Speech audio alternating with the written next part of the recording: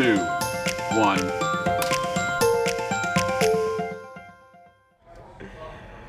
Good Tuesday morning, everybody. Thanks for spending your day with us here on KSAT News Now. Got a little distracted because Mike was doing a little dance early on. Yeah, no, we saw it, Mike. Distracting? What?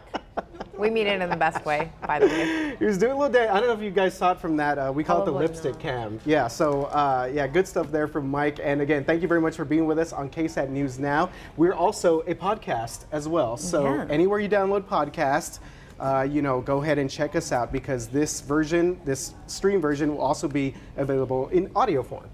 Well, with this morning, we have a lot to get to, including Governor Abbott updating us on winter weather because we know that's like the hot topic this week. You want to be prepared, and it's happening across the state. And also some developing news this morning with the COVID vaccine, specifically for little ones. Yeah, this is big developments here. Plus, college students are going back on campus, and it's the end of an era in the NFL as Tom Brady, I cannot believe it, it's officially confirmed, is officially retiring. Yeah. I'm a little sad about this. I don't know if I'm going to be able to make it through this. I think we'll all be okay. The world will continue. Yes, but first, what everyone is watching, and Alicia just mentioned it, over the next few days, the weather is on its way here. Mike is joining us this morning in KSAT News Now. Thank you very much for being with us, Mike. Most certainly. Good. Good as always. Justin's out doing a really cool story, which is going to be on a little bit later on. So yeah, I mean, Brady, like David Sears said earlier in the 9 o'clock show, he's walking away. There we go. From the NFL. There we go. 44 years old, even though the guy's in great shape. Still, he doesn't even look like he's 44. I know. He looks like he's aged backwards or something. He's still got good hair, good hairline. Yeah. Still wears the same shoulder pads from college. Exactly, I mean, all of the above there. So back to the weather, and by the way, there's a lipstick camera up here somewhere. It's somewhere. It's right Was I on with that? Where is it? You were not on with that. Oh, yes. We'll have to rewatch. Maybe you were. What were the dance moves? Pardon me? The dance moves. I was not. Yeah, well. Anyway, no, on the serious side, as the governor talking about what's going to be happening elsewhere in the state, because further north you go, the worse it's going to be getting around the state. But here in town, we're just, it's always we're on that fine line right, between San Antonio and portions of the hill country, and that's going to hold true again when that big front moves on through here. So here's what it looks like right now. We're actually seeing some sunshine finally poking on out as expected. We'll see a little bit more as the day rolls on. Still have a little bit of fog up there around Austin, but most everything is clearing out quite nicely. And as you can see on the visible satellite picture, there all the clouds are moving on out. Still some clouds off to the east, but we've got a lot of sunshine now that's moving on in here. That's going to help to warm us up. And that's very important that we are going to be warm today as well as tomorrow. So the ground is going to be very, very warm. So anything that may fall in the form of frozen precipitation, especially with just pretty much going to be limited to the hill country, then the ground is warm. It's the elevated surfaces, obviously, that we're going to have to worry about. So temperature right now is up to 60, and then we're going to add about 10 to that or more once we get into later on this afternoon. All right, let's jump ahead in time. Now, tomorrow, as far as temperatures, tomorrow night, there's the front working on through here in the evening hours. So temperatures are going to be dropping down. So by midnight Thursday morning, we'll be flirting with freezing in portions of the hill country. Here in town, still right around low 40s. And the colder air continues to move on in here below freezing temperatures by the morning commute on Thursday. Notice how we're still at 40 degrees here in town, up in New Braunfels as well. And that continues to be the situation through the rest of the morning on Thursday. These temperatures get down, so it's almost like the cold air just kind of lags and runs into, just puts on the brakes a little bit. And so it's not going to be down as it looks right now with a lot of computer models, not below freezing here in town as we get some of the moisture, but obviously freezing in portions of the hill country. And we will finally continue to drop down. And I think by, this model keeps us a little bit warmer in the afternoon. I think by even mid-afternoon, we start to dip then below freezing. But the moisture is going to be gone. Now, there is a winter weather. Let me go back to the winter storm warning, winter storm watch, I should say. But let me go back to the clouds and the precipitation. We will have some showers around tomorrow, and especially later in the day tomorrow night. And then as the colder air moves on in here, some of that's going to mix in and change over into some freezing rain as well as a little bit of sleet mix on in here. Continuing on into the morning hours, Notice how the dividing line is pretty much right there, almost along the escarpment. We never get the mix here in town. Now, there could be some, as I call it, a little bit of chunky rain. You know, maybe a little bit of sleet mixed in with the rain here in town with some colder air upstairs in the atmosphere, but most of that is going to be confined in the hill country. And once we finally get down colder, all of the moisture gets on out of here. So it does not look like we're going to be seeing that here in town as far as any sort of a wintry mix. Now, again, we're going to keep watching this the rest of today, tomorrow, and obviously early on Thursday. The winter storm watch, which was issued this morning, is in effect up until 6 o'clock Thursday. It is for the hill country, does not include New Braunfels, does not include San Antonio. Very, very close call with that. Low temperatures, that's the thing that's really going to be, we have to watch out for, because it's going to be brutally cold. Windy on Thursday with those temperatures there in the 30s, and then down to 23 Friday morning, 25 Saturday morning.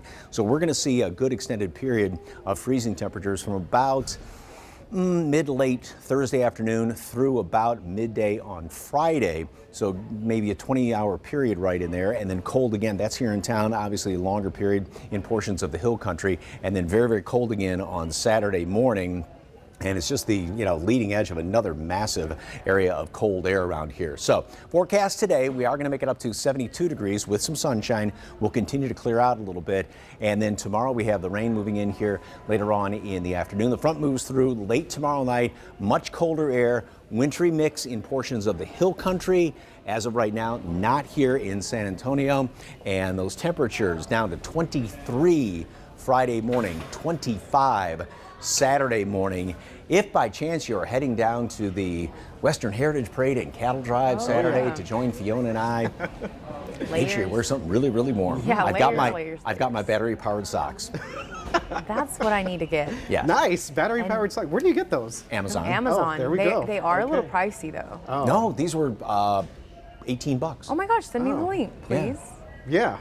Literally, Definitely. last time I checked, they were like 50, 60 bucks. That's pretty good. That's pretty good. Yeah, $18 is really good. Mike, we're actually going to be there. Planning to be there as well. You are? Yeah, we're going to be doing live shots for GMSA on Saturday morning. So yes, Bring we your will see electric. you. Bring your And electric socks. Hopefully we We'll get those have socks by I don't think you'll want to share mine. So. We'll see if we get desperate. Mike, thank you so much. Well, sticking with that winter weather watch happening this morning in the state's capital, Texas Governor Greg Abbott will brief Texans on, of course, the expected impact, but as well as the state agencies, how they're prepared and ready to respond in case, especially, again, like Mike mentioned, in the north, if things get really bad. Part of the state, yeah, especially up there in North Texas. So there are some delays this morning. The governor was supposed to talk about 30 minutes ago, but he has not gotten to the podium yet. The Texas Division of Emergency Management, ERCOT, we all remember ERCOT, Public Utility Commission of Texas, the Texas Department of Public Safety, that's DPS, TxDOT, and also the State Health and Services are among the agencies that are all going to be there to update us on this incoming weather, which again, we all just kind of have these memories from last year. Of course. And so we'll just and which is why these briefings are so important, because it's different this time around, and wanting to make sure that everyone's ready, but the communication there with Texans that, you know, these agencies say that they're ready, that they've changed things, they've improved their tactics. So we hope, we know that this will actually put, you know, in several parts of the state, ERCOT to the test. I think ERCOT, that's the one thing that, remember last year, no one really paid attention to what ERCOT was or how they operated. No one knew, and now everyone is like, we know who ERCOT is, we want to hear from them. Yeah, so we actually, I was actually speaking to one woman here in South San Antonio who last year she was without power for several days, water transporting to her parents. So for a lot of Texans, you know, they went through this, but we followed up with her to see how this year she's preparing. So we're actually going to air that story later today on the newscast. We'll have it on KSAT.com, but I just think it's so great to hear that people, because of what they experienced last year, they're prepared this time around and not leaving it just to the state agencies. They're taking some matters into their own hands, whatever they can do safely. Absolutely. So we will watch that story later today from Alicia. Okay, moving on here to now some news that maybe definitely is triggering for some. Obviously, a lot of people have heard about this over the past couple of days. It deals with mental health and self-harm. Former Miss USA Kryst died over the weekend. She was only 30 years old, Alicia. Yeah, Kryst's death is being investigated as a suicide. Police say they found her body Sunday morning outside the Manhattan high-rise apartment building where she actually had an apartment. If you remember, she was the winner of the 2019 Miss USA pageant, and also was a correspondent for the nationally syndicated show Extra. She was also an attorney, and her big focus there was fighting for social justice. And if I was reading earlier is that was a big part of what drew people to her, was that she had a law degree, she already had an established career, and yet she was going for Miss USA, so a lot of people were drawn to her. So her family shared following statements saying in part that Cheslie's great light was one that inspired others around the world with her beauty and strength, end quote. Her team at Extra described Cheslie as a beloved part of their Extra family, touching the hearts of the entire staff, and then they of course sent their condolences to her family and friends. And again, just because of what this deals with, we want to share that number. The National Suicide Prevention Lifeline is available for anyone in distress. That's 1-800-273-8255. And the reason why we included that this can be triggering for some, just in the last few months on the news, we have covered suicides, and it's usually with someone, a celebrity. We don't do it in the neighborhoods here in San Antonio or at a local level.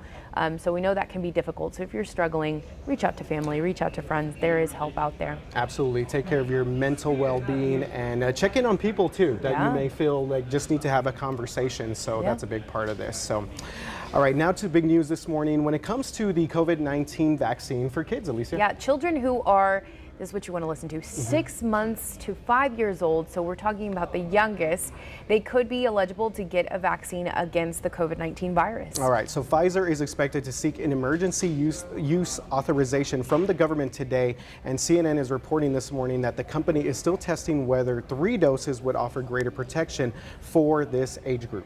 Pfizer is hoping that the vaccine for kids in this age group could be available by the end of this month. We're talking February. Officials say they are still collecting data from both the 2 and 3 dose vaccines in the younger age group. Yeah, so obviously a lot of parents paying attention to this. Parents or guardians or grandparents, anyone who takes care of a child, really kind of wanting to know when this might become available. And we've seen that they've slowly, gradually allowed younger age groups to get the vaccine. So of course, just trying to keep these kids safe as we continue to get more variants. Last week we aired a story on diabetes in children. So pediatric diabetes cases rising across the nation. That was according to a CDC report. What was interesting about that although we're seeing kids who do contract COVID-19, their symptoms may be less severe, the consequences of that, it can cause other health problems, and one of those, unfortunately, is diabetes, and specifically the study looked at diabetes type 1.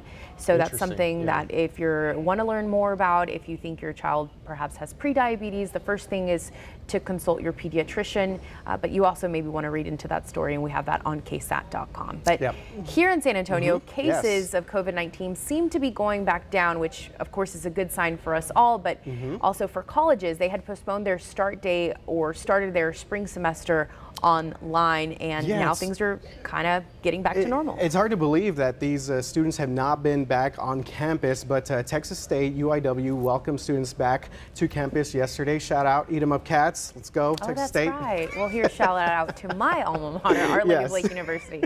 Well, they, as well as St. Mary's University, began welcoming back students on campus last Monday, so they got a little bit of a head start there.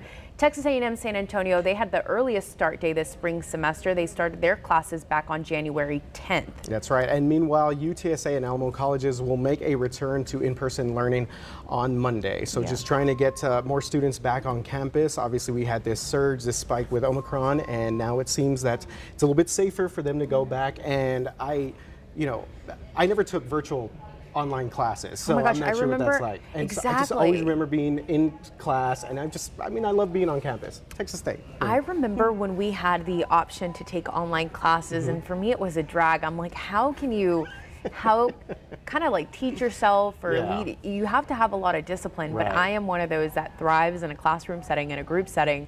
I like discussing, I like just everything that you get in an in-person classroom. So those students have had it tough, not just college. College, obviously, much harder, higher education. And it's been like about a year and a half since they've had to do that. Virtual learning. Yeah, I know. I can't imagine that stuff there.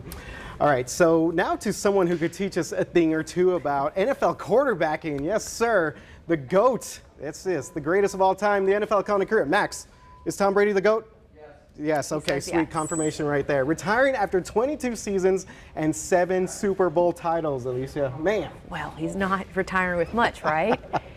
Brady posted a lengthy statement on Instagram this morning where he thanked his teammates, coaches, trainers, and fans that went on his incredible ride from a 6th-round pick to the greatest, what people call the greatest, who people call the greatest quarterback of all time. The statement also said that he has done a lot of reflecting over the past week and asked himself difficult questions. He also said everyone deserves 100% of him, and right now it's just time to leave the field to the next generation. Yes, yeah. He also thanked his wife Giselle and family. This was like a long statement that he posted on Instagram. It was like a 7-page statement, and I was looking up at all his records. He won 7 titles, played in 10 Super Bowls. That's a record. He also has the most touchdown passes and most passing yards in NFL history, most regular season wins, and the most playoff wins at 35. That's 19 more, double the second quarterback, who, by the way, is an all-time great too, Joe Montana. So, yeah. My guy here, Brady's got a lot of stuff. Yeah, well, interesting. He did not mention the Patriots or his former head coach, Bill Belichick. Yeah, that was interesting in that long statement. He mentioned the Bucks, obviously the fans. That's who he had his career with. So yeah, he was with the Patriots for 20 years and then left to Tampa Bay past 2 seasons and obviously won 6 titles with New England, basically built like a dynasty there. Yeah. So it was interesting, but they had a little bit of a sort of bad, beef. There you go, falling out, yeah. As he left New England. They kind of wanted him to leave earlier than what he did, and so I think Brady already said his piece to all the Patriots fans out there. But the GOAT, Tom Brady, is out after 22 seasons. What a career! Man, what a career! But that is. Oh, hey. Hey guys, we're having. There we go. Yes. All right. Well, I want to look into. I'm checking our Facebook comments here. By the way, again, we're live streaming not only on KSAT.com, on the KSAT TV app. You can also watch us on YouTube Live, on Facebook, on KSAT's Facebook page, and of course on this podcast here. We have one viewer. Where did the comment go? I lost it. She was asking specifically, can you talk about how there's low baby formula in San Antonio? This is actually a story that we have done. Courtney did that story. So if you go to KSAT.com, that story is already up there. The thing with that, it's there's different blaming games happening. Is it the actual stores or is it the supply? Exactly. So that's what it comes down to, supply. So it's a good question there. But yeah, we can definitely look into that and have that here on KSAT News Now because it is an important topic to talk definitely. Michael Sinclair says, good luck, Brady. So thanks, Michael, for that. And he asked earlier about how cold it's going to get in San Antonio. Make sure to download the KSAT weather app and you will get all your information updates there from our amazing meteorologist here at KSAT 12. And but also, to answer that question, 23 degrees is what it's here in San Antonio. In the hill country, it's going to be colder. Wind chill is also going to be an issue. Yeah, single digits, I heard. That's what Justin told me. Okay. Yeah. I was going to mention that. Thanks for chiming in with us here, Alyssa, producer Alyssa. Abbott is about to speak as we get ready for this winter weather that's headed down to our state. So we're streaming that on KSAT.com, and I believe we're going to dip into it. Let's hear what he has to say.